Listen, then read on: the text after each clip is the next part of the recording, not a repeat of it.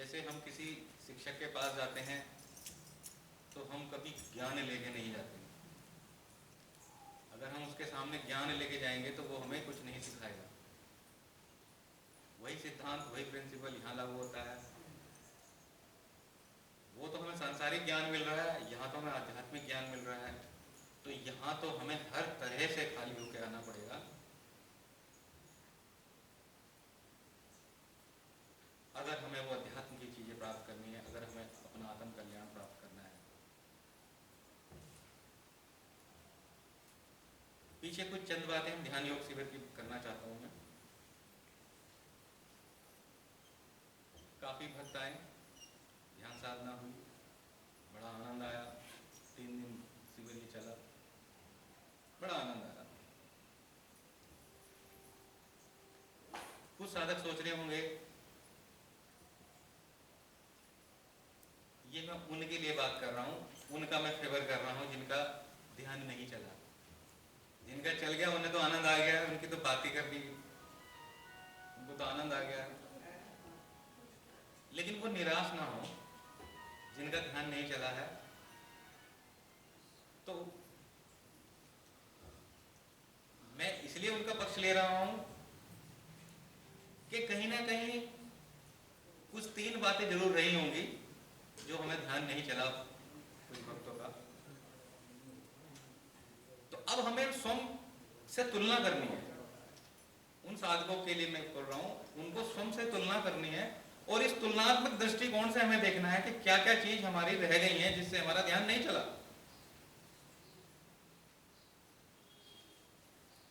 तो उसका पहला कारण यह हो सकता है, अब आप देखिए, ध्यान से देखिए, अपने आप से तुलना करनी है।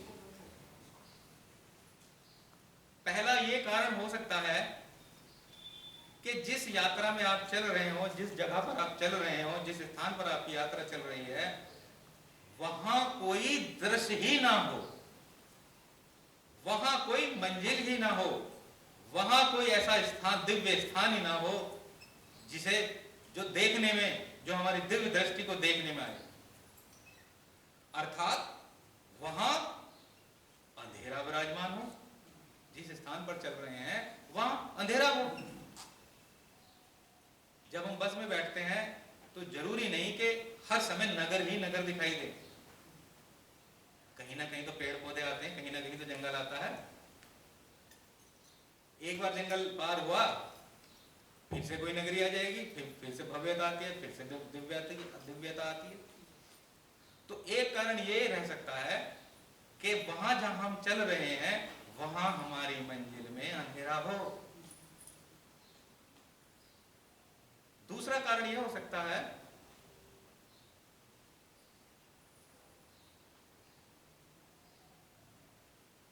कि हमारे कोई ऐसा प्रारब्ध कर हमारे आड़े आगे आ रहा है जो हमारा ध्यान नहीं चलने दे रहा। वो कोई भी हो सकता है प्रारब्ध कर, वो हमारे आगे आड़े आ रहा है, वो हमारा ध्यान नहीं चलने दे रहा है और वो बार बार वही विचार हमारे अंदर आ रहा है, क्योंकि वो कर्म जो हमारे सामने, जो प्रारब्ध कर कर्म है, वो हमारे सामने खड़ा हो। तो इसकी चिंता हमें नहीं करनी है। तो दूसरा कारण ये रह सकता है, ये हो सकता है। और एक कारण ये हो सकता है कि उस साधक का ध्यान बहुत अच्छा चल रहा है, कोई संदेह नहीं, चल रहा है, बहुत बढ़िया चल रहा है, लेकिन वो ये चाहता है कि अब मेरा ध्यान और भी अच्छा चले, अब मेरा ध्यान और अच्छा चले, क्योंकि उसे वो चीज मिल रही है, वो आनंद आ रहा है, वो दिव्यता आ रही है, वो दृश्य आ रहे हैं, वो अलौकिक चीजें आ रही हैं। वो ये चाहता है कि मुझे और दिव्यता वाली दृश्य आ जाए, वो और भव्यता वाले दृश्य आ जाए। अभी तो ये मैंने देख लिया, इससे आगे भी मैं जल्दी से जल्दी देख लूं। तो ये जो उतावलापन है साधक के अंदर, ये भी हमारा मार्ग को अवरुद्ध करता है, हमारे मार्ग को रोकता है। तो उतावलापन नहीं होना चाहिए। जब भी हम ध्यान साधना में बैठे, हमारे अंदर उतावलापन बिल्कुल भी, लेस मात्र भी हमारे अंदर उतावलापन नहीं होना चाहिए।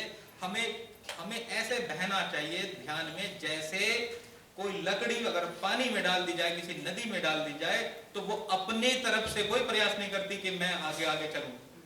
वो कैसे बहती है? वो पानी के साथ, पानी के बहाव के साथ बहती है। इसी तरह से हमें भी ध्यान साधना के बहाव में बहते चले जाना है, बहते चले जाना है, बहते चले जाना है। हमें अपना कोई अलग से प्रयास नहीं करना कि बहुत तेजी से चले जाए। जिस दृष्टि से सुरती आपकी चल रही है, उसी जिस गति से आपकी सुरती चल रही है, उसी सुरती गति से हमें चलना है। अलग से कुछ हमें ऐसा प्रयास नहीं करना कि बहुत जल्दी कुछ आ जाए। एक और ये कारण हो सकता है कि हम कुछ कल्पना कर बैठते हैं। हम शुरुआत में ही कल्पना कर बैठते हैं कि हमें ऐसा दिख रहा है। शुरुआत में कल्पना ना करो, शुरुआत में कल्पना हमें नहीं करनी चाहिए।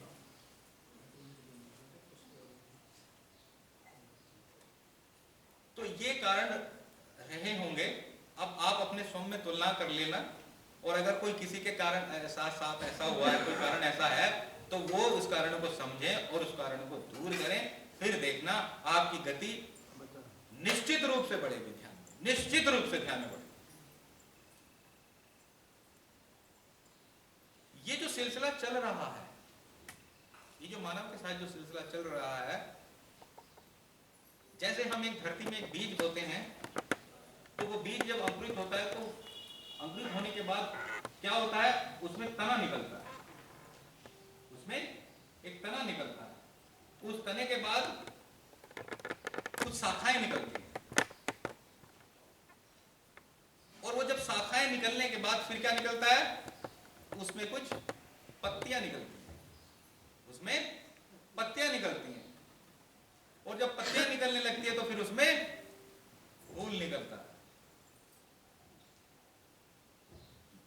ये चक्र इसी तरह से है ना, वो फूल निकलता है, और जब फूल विकसित होता है तो फिर उसमें बीज बन जाता है, फिर वो बीज बन जाता है।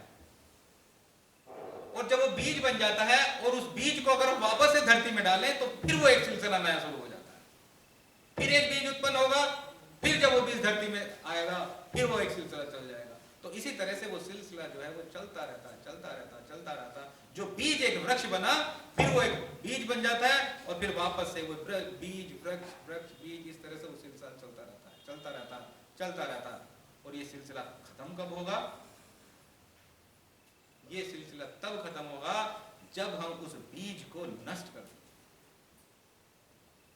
जब हम उस बीज को नष्ट कर देंगे, तब वो सिलसिला स्वतः ही खत्म हो जाएगा, टूट जाएगा, वो चक्र वहीं टूट जाएगा। ठीक इसी तरह से ये हमारे साथ भी वो सिलसिला चल रहा है। हम भी आते हैं संसार में, एक खेल है, वो खेल के चले जाते हैं, फिर एक नया जीवन मिलता है, तो वही चक्र हमारा चलता रहता है, चलता रहता है, चलता रहता है। तो ये सिलसिला खत्म कहाँ होगा? ये सिलसिला तब खत्म होगा जब हमारे अंदर जो चित्त है वो एक बीज है। जब तक हमारे अंदर वो चित्त है हमारे साथ, तब तक हमारा ये भी सिलसिला चलता रहेगा, आना जाना चलता रहेगा। तो जब तक ये चित्त है, यानी जब तक ये बीज है, तब तक वो क्रम चलता रहेगा। तो अब हमें क्या देखना है यहाँ, कि जैसे हमने उस बीज को नष्ट किया था, वैसे ही हमें इस चित्त को धीरे धीरे नष्ट करना है, विलय करना है। जैसे हम मन को भी विलय कर देते हैं, जैसे पिछली बार गुरुजी ने भी कहा था कि पहले मन को विलय करना है, फिर बुद्धि को विलय करना है, फिर अहम को विलय करना है, फिर चित्त को विलय करना है। इसी तरह से ये एक एक करके हमें ये सारी चीजें विलय करनी है। तो जब तक हमारा चित्त विलय नहीं हो जाता, यानी ये बीज नष्ट नहीं हो जाता, तब तक ये हमारा सिलसिला चलता रहेगा।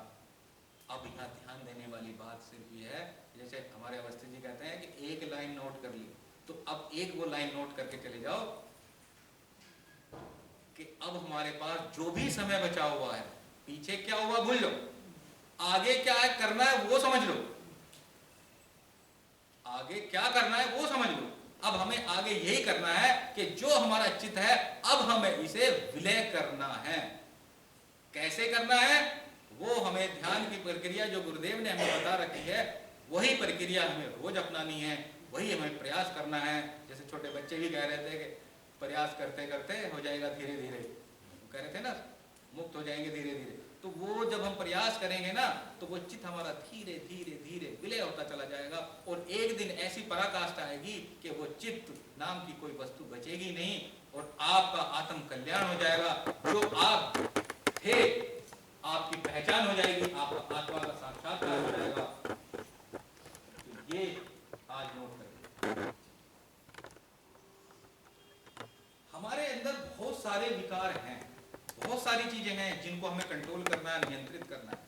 एक छोटा सा उदाहरण मैं आपको दूंगा, उस उदाहरण से आप समझने की कोशिश करना। जैसे हम पुराने समय में करते थे, अब तो खैर नहीं, जैसे कुएं से हम पानी निकालते तो कैसे निकालते थे?